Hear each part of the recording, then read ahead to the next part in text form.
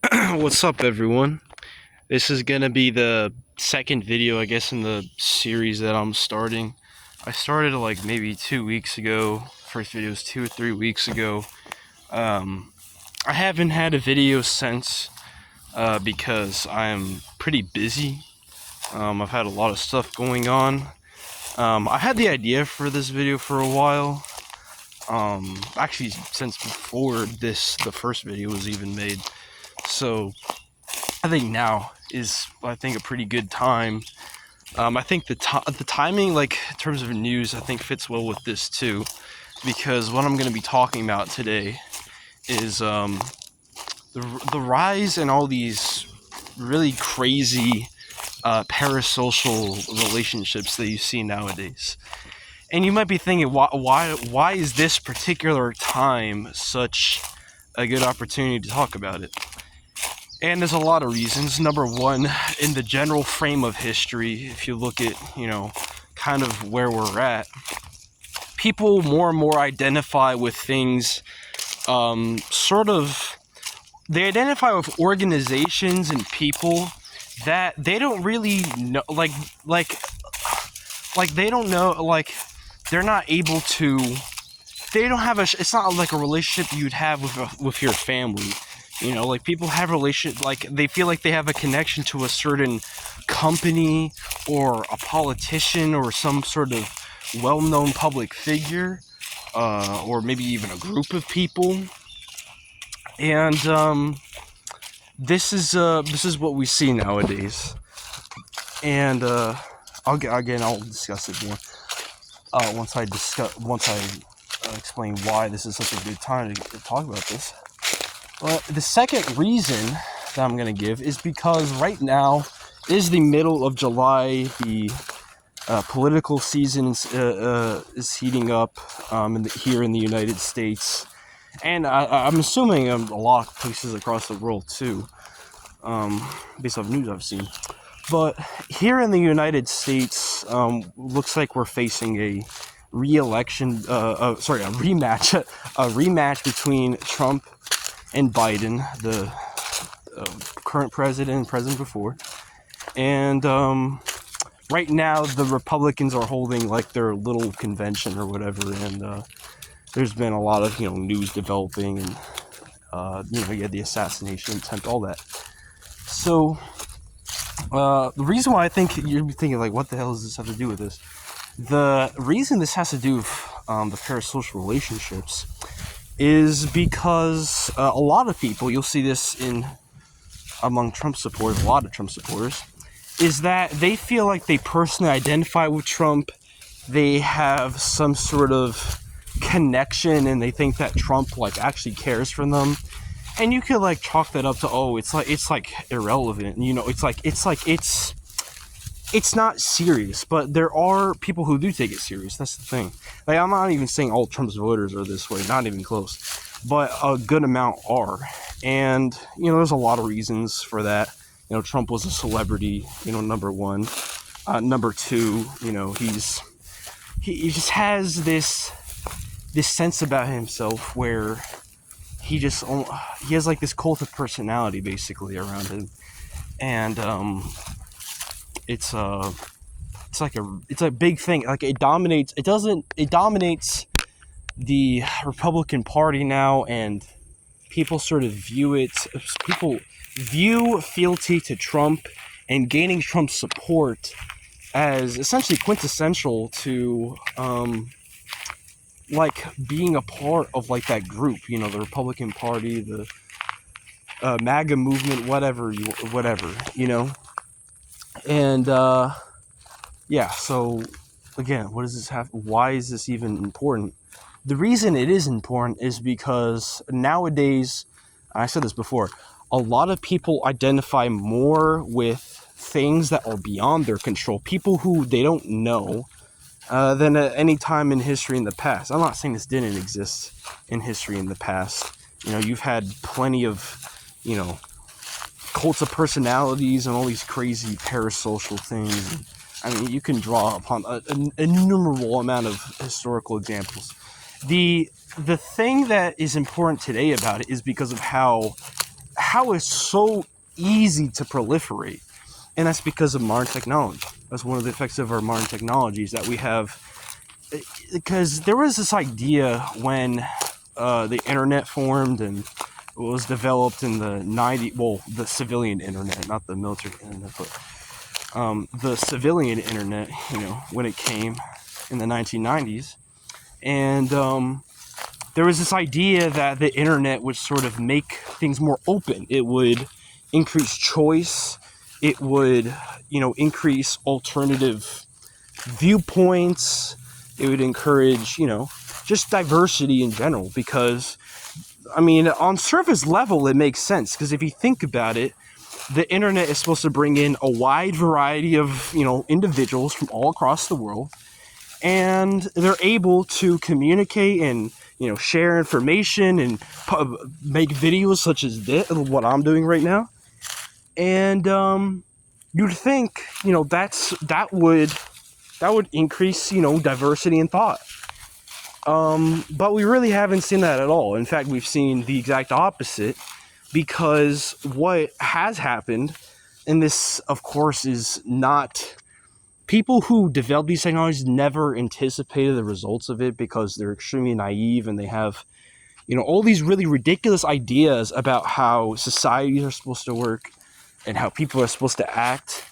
But what we've seen is small corporations have, previously small corporations have, taken up massive influence in the market. Like, look at Amazon is a perfect example.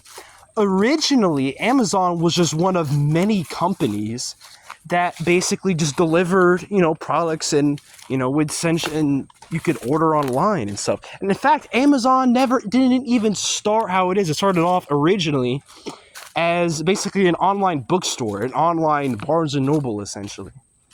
But now what we see is Amazon has completely taken over that industry. The industry of, e-commerce, essentially. Like, they dominate completely. And guess what other corporations dominate e-commerce? The ones that were already previously established. For example, Walmart. Walmart is another example. Walmart, I forgot exactly when it was created, but it was definitely created before the rise of the internet. And what we saw, or what we see today, is Walmart dominating the retail business, the real world retail business. It has a grocery store, it has a pharmacy, it sells, video games and technology and all that stuff. And, that's another example. Another example I could give is actually on YouTube. So, for example, on YouTube, you have a lot of, essentially YouTube is infinite. Like, YouTube could essentially... literally, like, you would never be able to watch every single video on YouTube in your life. It would be impossible, unless, I don't know, some crazy sci-fi, technology was invented, which would allow you to do that. But obviously we don't have that. So, but the point with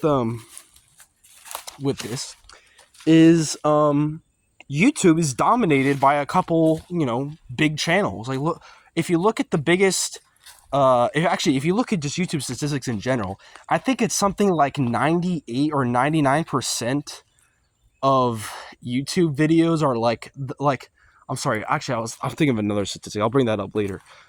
But essentially, like, if you look at the biggest channels on YouTube, like, Mr. Beast, PewDiePie. I don't really know that many popular YouTube channels. I don't really watch YouTube that much over a couple channels. Which I actually am an example of this too, in a way. But I don't watch super popular channels. But the point is that there's a lot that people aren't exposed to. There's a lot people are not aware about. And it's not necessarily because, like, they're dumb or, like, there's some sort of mass, propaganda. Like, there's no law saying that people have to, there's, like, an economic incentive to, like, watch Mr. Beast or something, Like, little kids don't watch Mr. Beast because there's, like, some reward they get besides like the video in of itself. It's just, that's just how it is, because technology is able to grow already existing or maybe new things. Like I'm not trying to say that like there's been nothing new that's like originated from like the modern internet and all that.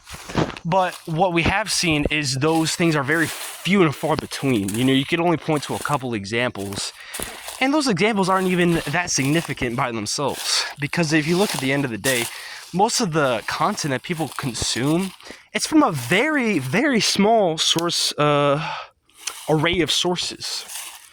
And again, it's not an individual problem. It's more of just the way that technology has been taken advantage by the power-hungry people, essentially, and people who want money and attention. But yeah, so that's the point. That's sort of I'm trying to say, like, the sort of centralization of that.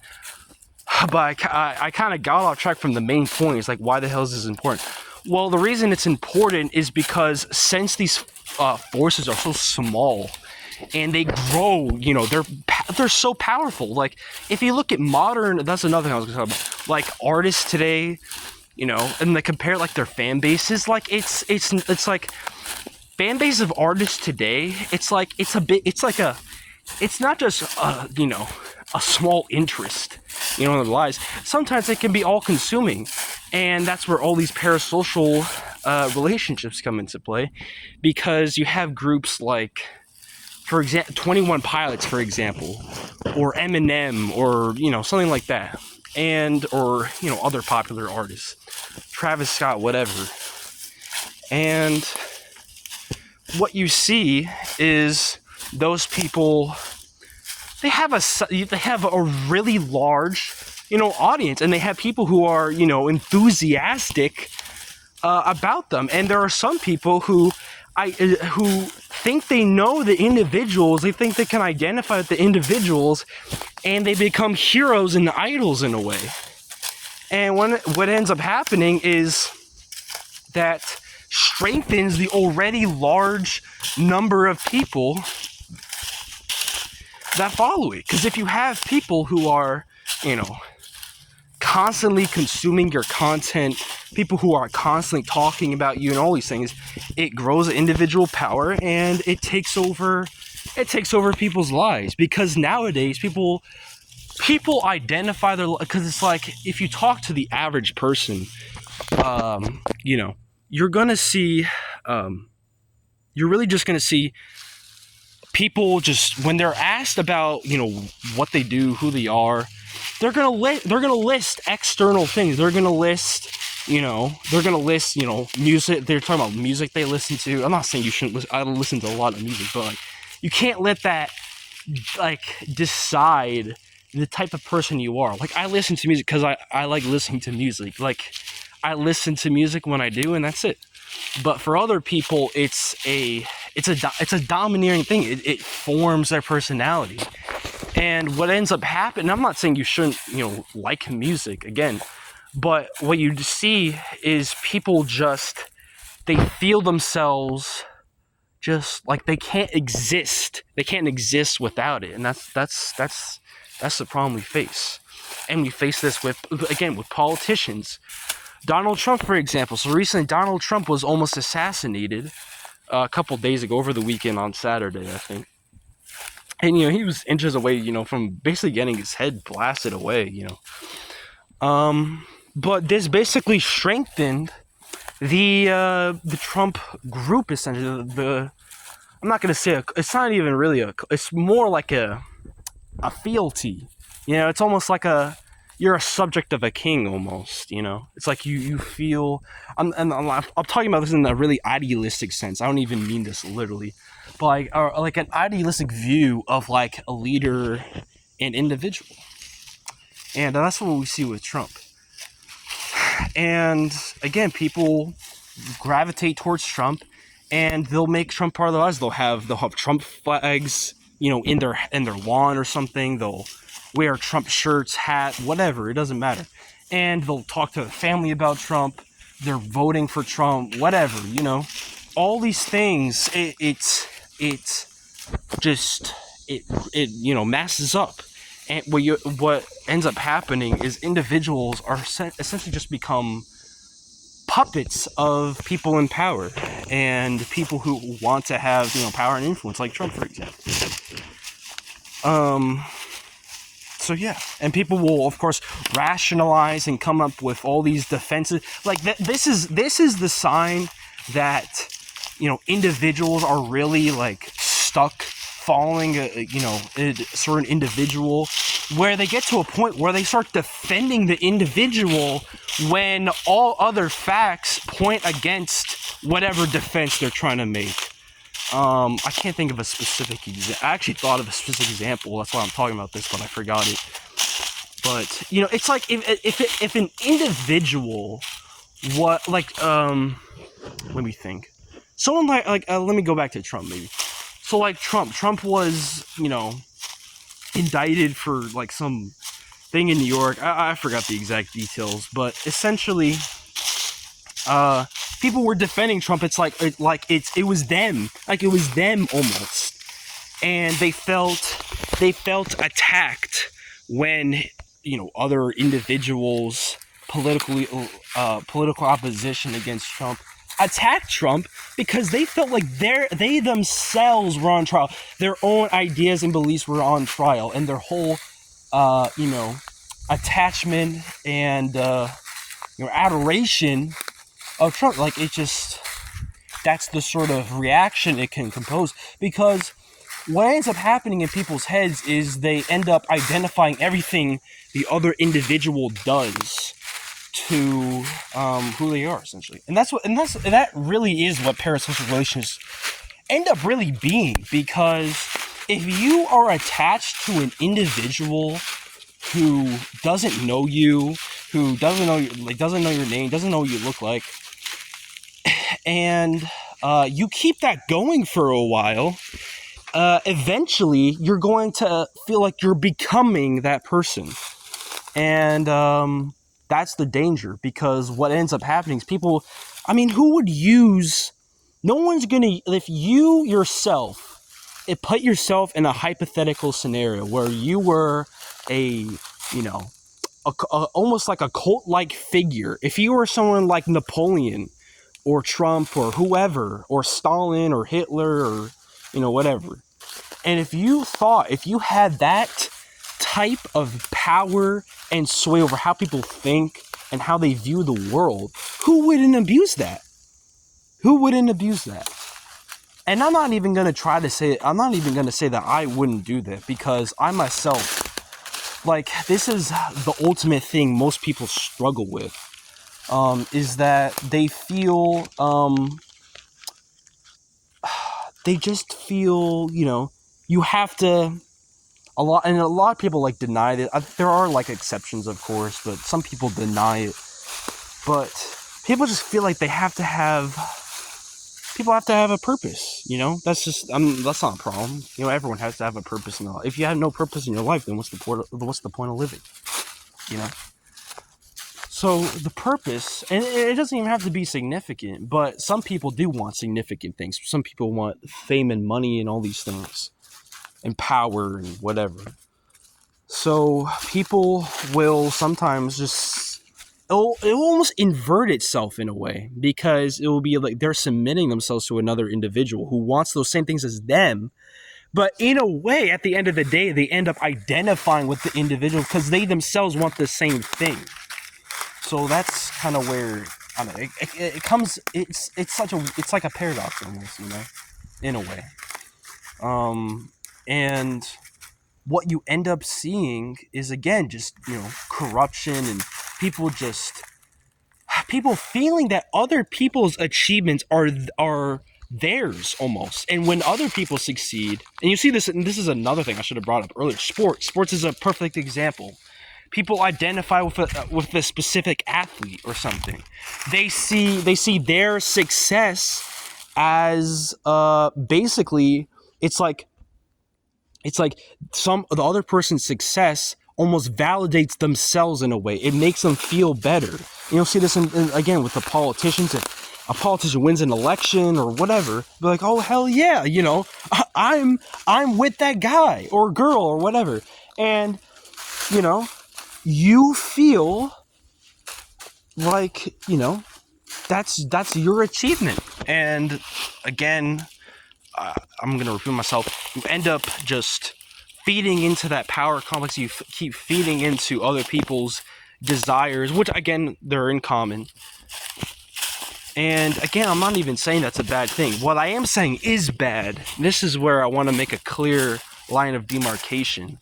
Is the point at where it becomes bad is when you end up feeling like the other person, what they're doing is gonna matter in your life. If it's like that your success and your fortunes in life depend on the other person, and you feel like you're attached to that person, you see yourself in that person, and you just capitulate essentially to the other individual, and yeah, that's basically how it goes. And again, and this doesn't even follow, again, I mentioned at the beginning of the video, this doesn't even follow for just individuals alone. People have parasocial relationships with organizations they're a part of. Some people will, like a sports team, for example. If we saw this recently, so a month ago maybe, there was some basketball thing, and the Boston Celtics won their championship or something. And the people who identified with the Boston Celtics felt that they themselves had succeeded, and they celebrated and partied, flipped over cars, whatever. They fucked Boston up. They fucked Boston up because they saw the success. They saw the success of the Boston Celtics as a validation of themselves, and they felt, they identify with that group. And this goes for races, white, black, yellow, whatever. So, brown, all this. You see this in nations. This is how nationalism forms. People see the success of the nation as a validation of themselves. So someone who's Polish, like I'm Polish, for example, half Polish, and probably over, but it doesn't matter. If an individual is Polish, they will see the success of Poland or other Polish people, and they'll identify that with themselves, because that feels like a validation of themselves at the end of the day. And at that level, it doesn't matter much. But once you get to the point where it's you're supporting the Polish nation, which ends up just being whoever's the leader of the Polish, whoever makes the most money, all that. Or if you're an American, and you see the success of the U.S. government somewhere, or the United States in general, somewhere, you're gonna identify hell yeah, I'm an American, red, white, and blue. Seeing the Star-Spangled Banner and all that. Wear your American flag, hat, shirt, whatever. And why that's dangerous is because you just end up becoming a tool of people in power. And you'll lose your individual self. You lose your own individual desires. Your desires end up being meshed, and your desires and your goals and all that, they become meshed with whatever group or whatever you're identifying with. That's the problem. And then people just become sort of just nameless cells in a machine. That's how it goes.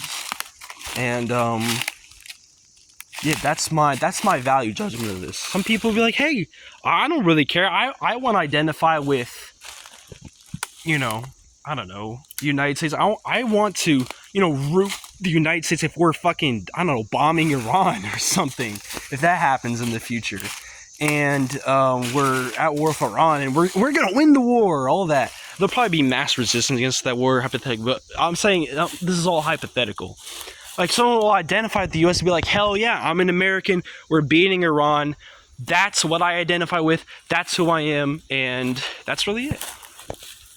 And then you sort of just recede, your individual self recedes into the background.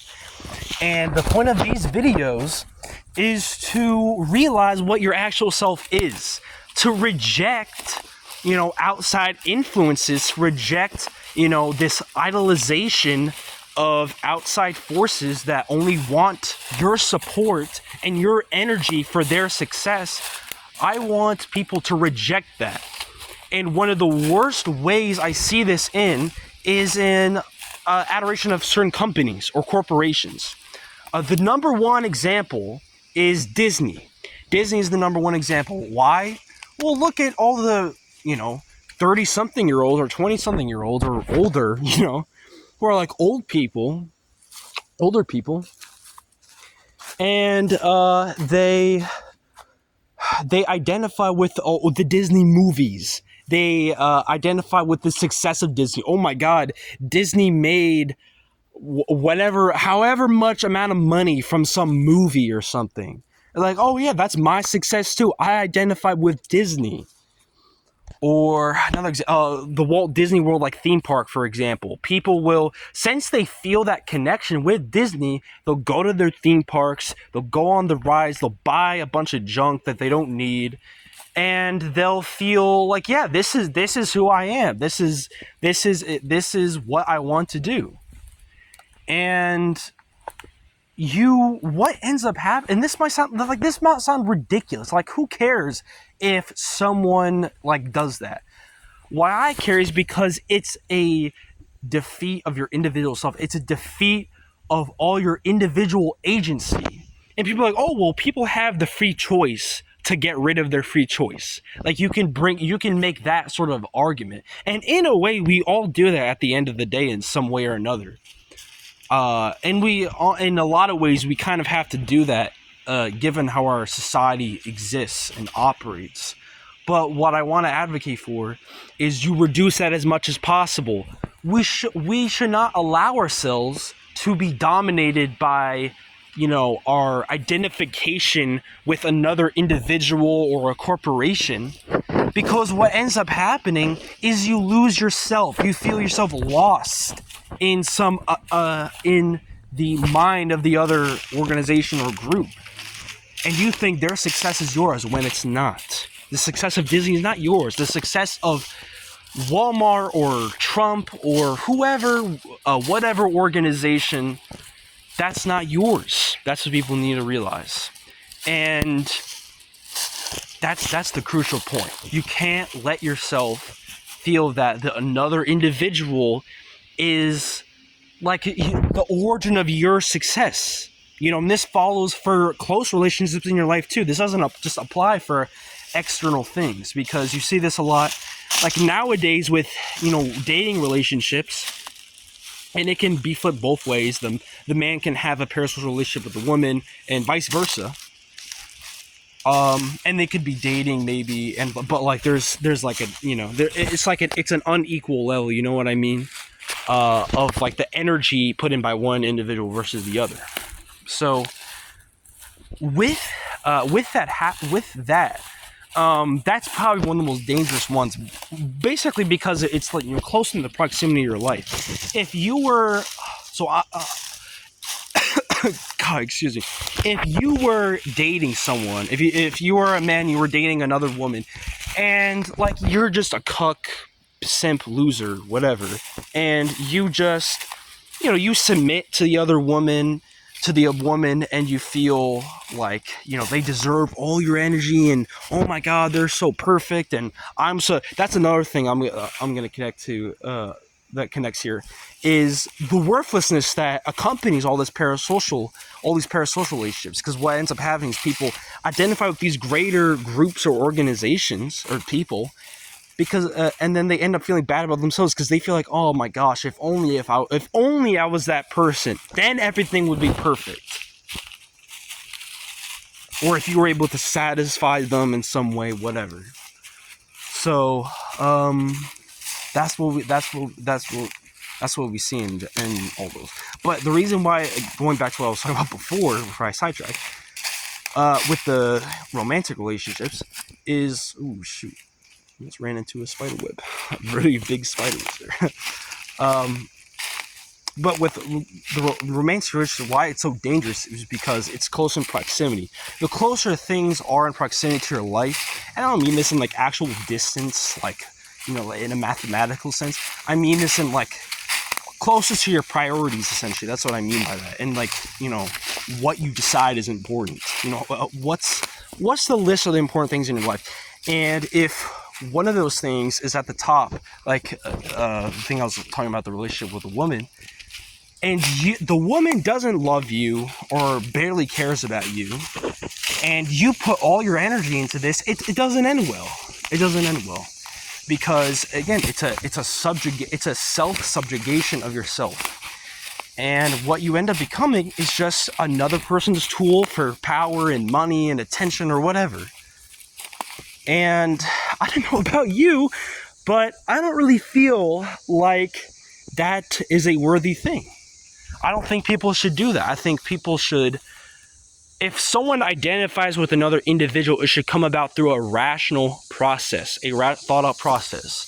Like if you were friends with an individual who has the same ideas and mindset, a similar mindset as you, you know, it has to be an equivalent thing. You know, it can't just be like you just identify with the other person and you want to be them and all this, and you identify with their, and you think that their achievements are yours. You can't have that. It has to be a rationally thought out thing.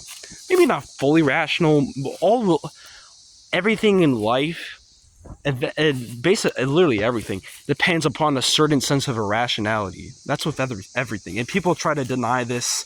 People try to think there's a rational way to do anything. And I'm not saying like there is rational ways to do a lot of things, but at the end of the day, humans, a lot of the things that the most important things, by the way, that we do, are based upon instinct and, you know, split-second decision making.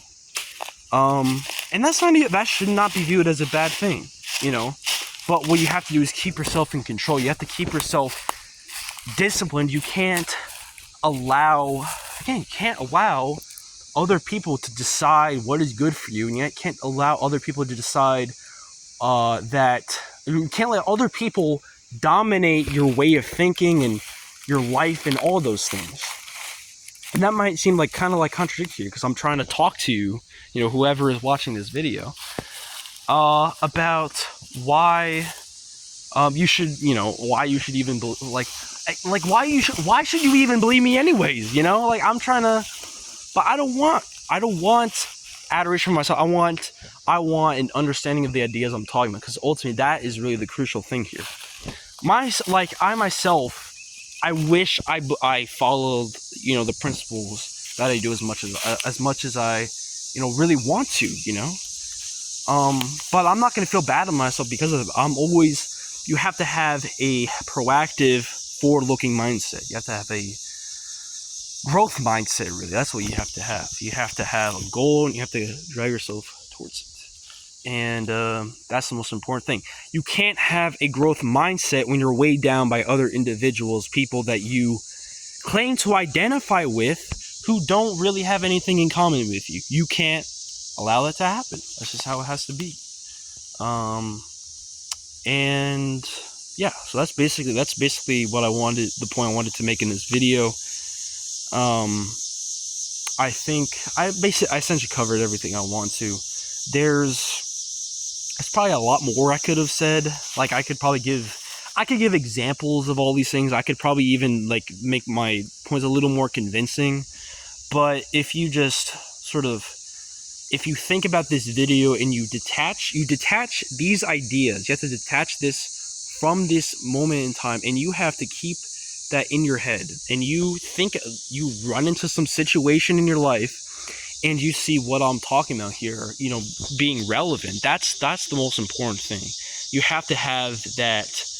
These have to be, you know, it has to be versatile. You can't allow these things to exist only within a very, you know, solid, singular space. Because that's what we see in a lot of things that people learn. They only exist in this very like singular, isolated sense, and people never like remember it or try to apply it to other parts of their life. say, you have to take in the information, just think about it. You have to let just think about the world, think about the things in your life, think about what you want in this world, and think about how idea connects to that. And I'm gonna have more videos that I'm gonna say the same thing. You have to have that mindset, essentially. And well, I'll have videos in the future, probably in the next couple weeks. There'll be a lot of stuff happening, I'd say. And I might come up with more ideas. I probably definitely will, because there's a lot of something that really gives me ideas and everything is just looking at the world around me and just thinking about how it works.